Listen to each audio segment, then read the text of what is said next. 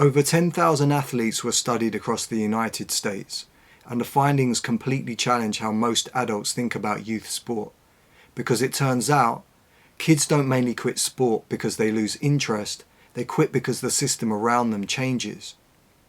For context, this research comes from a 1990 Athletic Footwear Association report, American Youth and Sports Participation. This was later analysed in a report by Petlichkoff from Boise State University. The research looked at participation, motivation, and why kids drop out of sport across ages 10 to 18. The key pattern was this: dropout spikes around ages 11 to 13, and overall research suggests that 35% of youth athletes leave sport every year. But here's the important part: most don't actually quit the sport. They switch sports, change teams, or lose access.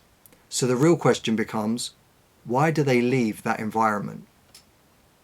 Why kids play? The study identifies 3 types of young athletes. 1, reluctant participants. They feel pressure to join.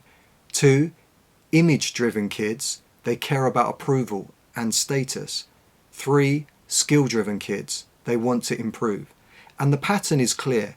The first 2 groups, reluctant participants and image-driven kids, are the most likely to drop out, because when pressure or status disappears, so does the motivation.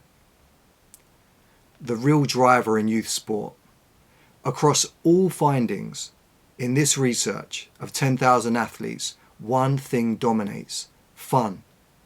But fun not in the way that you think. Fun isn't random enjoyment in sport. For kids, it's defined as the balance between challenge and ability. When that balance is right, kids stay. When it breaks, they leave.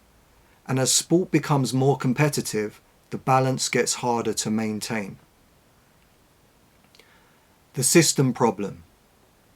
In most adult-led systems, winning becomes the focus.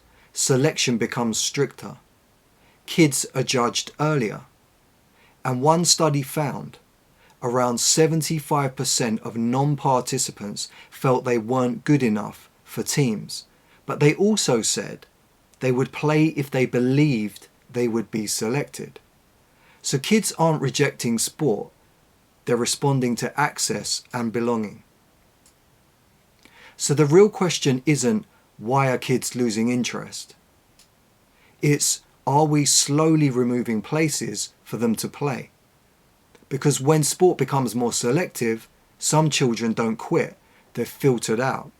And the conclusion is simple: if we want kids to stay in sport, we need to focus less on winning, focus more on development, and create environments where all levels can participate. Because not every child is trying to become elite, but every child deserves a place to play. The biggest takeaway from this research, though, for me, is that this research was conducted in 1990, yet it feels even more relevant today.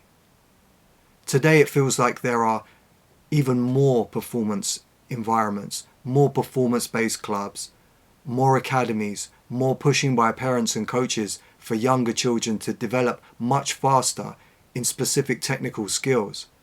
This is taking the fun out of the game and meaning children quit faster instead of staying in the sport for a long period of time like we want them to. The conclusion of the research is clear. If we want kids to stay in sport, the system has to change.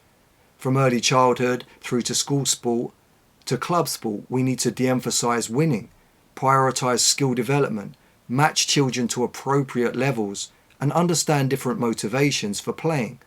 Because not every child plays sport for the same reason, and not every child should be treated the same way. The author concludes, sport administrators and coaches are encouraged to develop better communication skills, attend coaching education, understand sports psychology and development, and create environments that support all ability levels. Because the goal isn't just producing elite athletes, it's keeping young people active, confident, and involved for life. And right now, many are being lost, not because they don't want sport, but because sport stops fitting them. If this type of content is relevant to you, then please do subscribe or leave a comment down below, and I look forward to bringing you more videos on youth sports development and psychology. Thank you.